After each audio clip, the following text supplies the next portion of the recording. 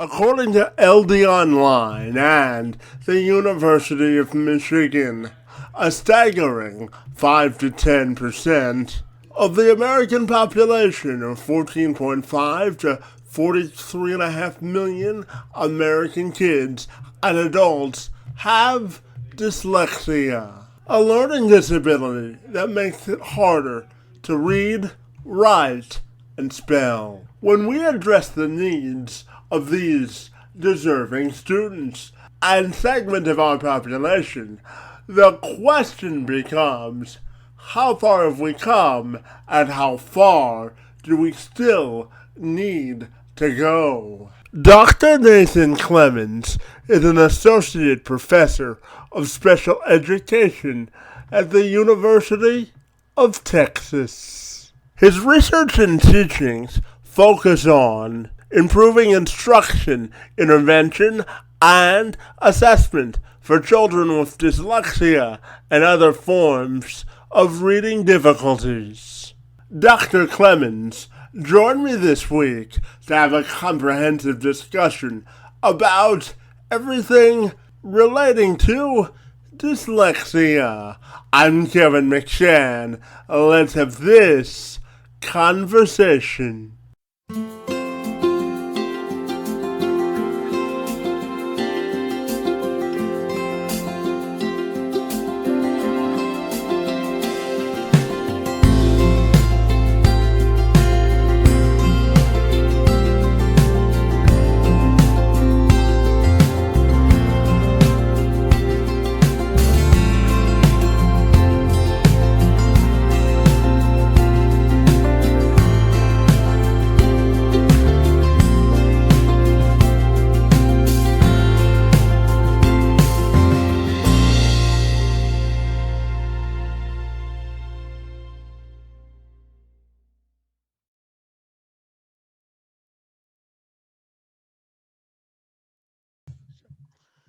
Dr. Clemens, if you're ready, I'll welcome you to the program, and I'm excited to be with you today to learn all about your contributions in the field of special education. Thanks for making some time and for joining me this afternoon. It's most appreciated. Thanks very much. It's great to be here, Kevin. Thank you. So, Dr. Clemens, I know that your research focuses on the intervention, instruction, and assessment of students that have dyslexia and other forms of reading difficulties. So I'm wondering if we can start today's conversation by you just outlining the great work that you do, and where do you think more work needs to be done in your field? Yeah, so my work, like you said, focuses on students with reading difficulties, particularly dyslexia, word level reading difficulties. I focus mainly on two areas. So students who have the word level difficulties, they're having difficulty learning to read words in early grade levels.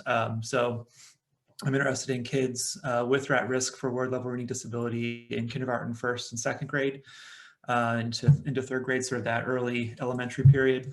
But I'm also interested in issues around reading comprehension, particularly for students as they get into later elementary and middle and secondary grade levels too. So those two primary domains, word level reading difficulties and then reading comprehension. And when we look at the development of word reading skills in early elementary school and education, and the difficulties that may arise from that, I'm wondering if you could tell me about where you think the most progress has been made in that arena of your study. Mm-hmm. Sure. In around word reading acquisition and development, certainly a lot of progress has been made in understanding how kids learn to read words, how they become proficient at reading words over time. A lot of evidence has indicated the roles of processes like phonological and phonemic awareness, and that refers to our ability to perceive the sound structure of language, to perceive that words are made up of a series of sounds. The words we hear, on a speech basis, can be segmented by those individual sounds, or we can take individual sounds and blend them together to form a whole word. And that insight is important for a developing reader because it allows them then to connect those sounds to printed letters. They learn to connect a letter C with a K sound, a letter A with an A sound, and a T with a T. And they can use that information then to sort of crack the alphabetic code, so to speak. They can learn to use that information to decode or sound out words. And then through exposure, through experience, through instruction and feedback, they over time start to consolidate those letters together so that they can then read cat as a whole unit. The brain has this ability to unitize and put information together in larger units over time, so that they no longer have to sound out cat when seeing it. They just recognize it as cat and they can read it automatically. And so, there's a lot of research that has, uncovered that process, and it points to the importance of explicit instruction in those areas, the importance of phonics instruction, the importance of directly teaching kids how to connect letters with sounds and how to use that information to read words, and how important it is that they have exposure in reading words and text with feedback from a teacher to be able to start that process of reading acquisition. Absolutely, and I know that you also conduct research to better understand interventions and key practices and assessments that are effective in your field to make it most inclusive. So I'm wondering if you can touch on some of the innovative solutions you've come up with during your course of study. Yeah, so and certainly it wouldn't be things that I've contributed. More, what the field has offered, and I think my contributions have been very, very small to be even optimistic about it. But I think those unique contributions that the science of reading has offered to the field is underscoring the importance of that direct instruction, that just simply providing kids with books to read isn't sufficient. That yes, we need to provide them with opportunities to read, and we need to provide them with rich learning materials and interesting books, but they also need direct instruction in how to break the code, how to break the alphabetic code to read. Those kinds of things have been key. They don't sound that exciting, it's there haven't been really discoveries around technology or things that have appreciably pushed things in that direction. It's more about the recognition of the importance of direct instruction, the importance of practice, the importance of feedback from a skilled reader or a teacher or a parent in making that process possible. I think maybe where innovation perhaps is more of the conversation is perhaps around assessment and knowing that we can identify reading difficulties early, or we can identify risk for reading difficulties early. The understanding that skills like alphabetic knowledge, a student's ability to name letters by name or by sound in kindergarten, their ability to access the phonemic structure of language that I spoke about before, that we can assess fairly readily. You can conduct assessments in those areas pretty quickly and reliably, and that can tell us a lot about students that are at risk potentially for long-term reading difficulties. And when we know who's at risk, then we can align intervention potentially for students who may need it. And Professor, for myself, as you know, I have cerebral palsy, and I use a reading software like Kurzweil and the read out loud function on Word to help me process information faster when it comes to reading comprehension.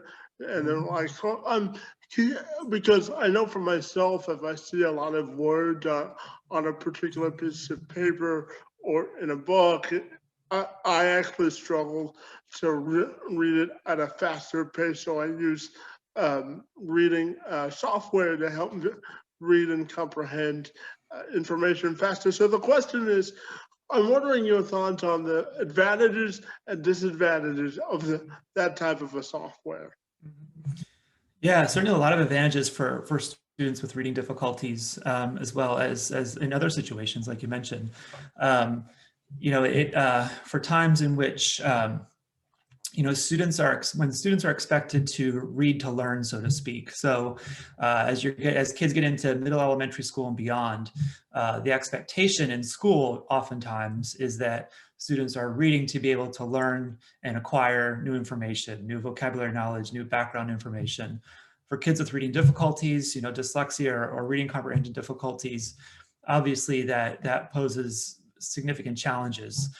And so software that uses text to speech can be very helpful as a support and as a resource, especially as kids are studying for tests or needing to write a book report, things like that.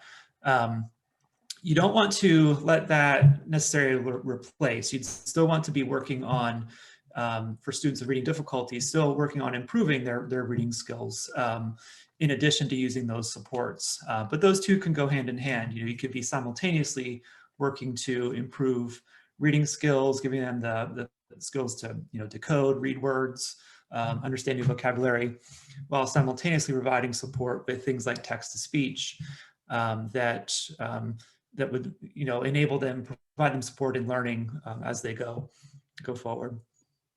Absolutely. And I also know that you work with school administrators and parents to come up with solutions to help students with reading difficulties and dyslexia. So I'm curious to get your thoughts on the power of collaboration when we work to solve issues or problems that may arise in a child's reading comprehension journey. Yeah, absolutely. As in most things, like you mentioned, collaboration is key. You learn. I mean, there's just so many benefits. You collaborating around from a systemic standpoint. What can schools do differently? How can they improve instruction? Having input from multiple stakeholders is essential, from the administrators, from the teachers, from the parents involved, support staff. How can we best and most efficiently implement effective reading instruction in our school? What kinds of things do we need to think about? What barriers haven't we addressed? What characteristics of the instruction should we be thinking about? And that is all informed better when we have more voices and more diversity in the perspectives that are providing input. And then if we're talking about decisions for individual students, then collaboration is essential there as well. Hearing the student themselves, them being part of the process, them providing input on what works from a support standpoint, what's motivating, what's not motivating, and what doesn't work. And that input from the student, as well as the parents, teachers, administrators, that is key in developing effective support plan. And Dr. Clemens, I know that you're also a certified school psychologist, so I'm curious to ask you about the effects of the pandemic and how that has affected the educational development of students who have dyslexia or other forms of reading difficulties. Yeah, it's had a profound effect. Schools have done their best. Schools obviously have struggled through this, but have made extraordinary strides in doing what they can. The schools that we've worked with, the teachers have done amazing things with given the challenges and the hardships that they've faced. But at the same time, the schools have they've done amazing job providing instruction when they can, but they can only do so much. And they've made great strides into providing instruction for students from a general standpoint, but then when providing supplemental support, that becomes even more difficult. And so for kids with reading difficulties or students with disabilities, it becomes even more challenging to provide individualized support services, especially when things have to be remote and resources are spread thin through the pandemic. Assessment, individualized evaluation has been stretched thin as well. There were shortages of school psychologists to begin with pre-pandemic, but the pandemic has certainly exacerbated that as well. And so there's now extended wait times for evaluation for, if students need to be evaluated for eligibility for special education. Now there's extended wait times because there's fewer school psychologists available. So it's a crisis. Again, people have risen to the challenge in many ways and done extraordinary things, but still a ways to go. And Dr. Clemens, I'm curious to ask you if you had a message for parents who may be struggling with their child who is diagnosed with a reading difficulty, or if you wanted to give them a message of inspiration. I wonder what you would say to them. Yeah, I think messages would be that anything's possible. Anyone can improve their reading skills regardless of how challenging it is. Given the right supports, given the right intervention and the right perspective on reading, that progress, that growth is possible. I think I would also, convey to parents that to access the science of reading. The science of reading is a term that's been used quite a bit lately. And there's a lot of resources out there now that have just become more and more available in the past few years that really clearly define what we know and what we don't know about how reading skills develop, how reading disabilities arise, and how to effectively intervene.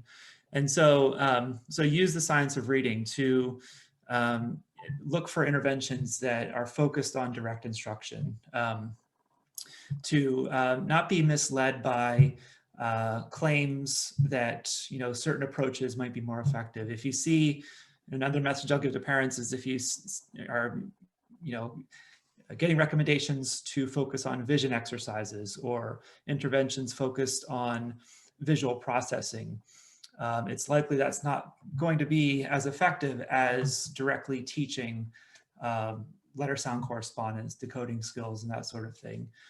So be cautious about the things that are being recommended, and look to the evidence base and look to the science of reading, which is more and more accessible these days than ever before. Absolutely. And Doctor, I'm curious to ask you about what has you most excited about the future of reading comprehension and serving these students to make sure that they have a pathway to prosperity eventually. Mm-hmm. Yeah, I think what excites me the most is how much attention is being directed to it lately. We're seeing a revolution of sorts in attention to the evidence base and attention to the science by not only the researchers, but also in the lay media. We're seeing articles now that are, recognizing how much the research evidence has been ignored in reading instruction over the years. And so we're seeing a resurgence of attention towards the evidence base, which is really exciting for me. I think there's more recognition of the need to improve reading instruction in schools, not only from basic reading levels, but also how we're teaching and how we're reinforcing reading comprehension for students. From a reading comprehension standpoint, what also really excites me is a renewed recognition of the importance of knowledge and language that goes into reading comprehension. That it's not just about teaching kids strategies for comprehension, that reading comprehension depends on having strong background knowledge, strong vocabulary knowledge to help them access the information in the text and connect that information with prior knowledge they have or other knowledge that they're learning across texts. So a lot of exciting things happening right now. Fantastic. And Professor, I'm curious to ask you about what's the best part about living in Texas, working at the University of Texas, and just overall living in that part of the country? Yeah, a lot of things. It's great. We live in the Austin area, and so Austin is a fantastic city with great food, great tacos. Live music is amazing here. And working at the University of Texas at Austin is great as well. I'm in the Department of Special Education, where I have what I feel are the best colleagues in the world. So I work with people like Sharon Vaughn and Greg Roberts and Sarah Powell and Chris Dobler, Jessica Tost, but just amazing people that are my colleagues and friends, and I'm just inspired to be, in this place, and really makes my job great. So Absolutely. And hey, outside of work, I'm also curious to ask you, what do you like to do for fun? Well, a lot of things. I dabble in music here and there. I do a little home recording with music. I paint a little bit on the side now and then. Let's see. I grew up doing things like skateboarding and surfing and snowboarding and that sort of thing. And I don't do too much anymore, but those are Well, I sort would of hope always not, living in interests, so. Texas, right? Yeah. So, but hopefully someday. We had a surf park here for a while, and we have another one that's still open. But we do have access to things like that. But yeah, lots of different kinds of interests. So. Fantastic. Hey, Professor, if people want to get connected with you, or if they want to know more about your work, what's the best way that they can do that if they're so inclined to do so? Sure. Yeah, absolutely. So my email, and I can, and you have it, Kevin, so you're welcome to post it. But it's nathan.clemens@Austin, that's AUSTIN, .utexas, that's just UTEXAS.edu. But that can be posted in link. You're welcome to post that. And also my Twitter handle, which is Dr. Nathan Clemens. So at Dr. Nathan Clemens, all one word. So you're welcome to follow me there and direct message me through Twitter. So. Fantastic. Hey, Professor, I want to commend you on the good work that you do in the field of reading comprehension and special education. I want to thank you for taking the time to answer my questions and for joining me this afternoon. It's most appreciated. Well, thank you, Kevin. No, I want to thank you for having me. And, thanks to you for your channel too. I got to check out some of your videos, and it's really cool. I really like the inspiration and positivity in the videos that you're doing. And so it's excellent work. So thank you.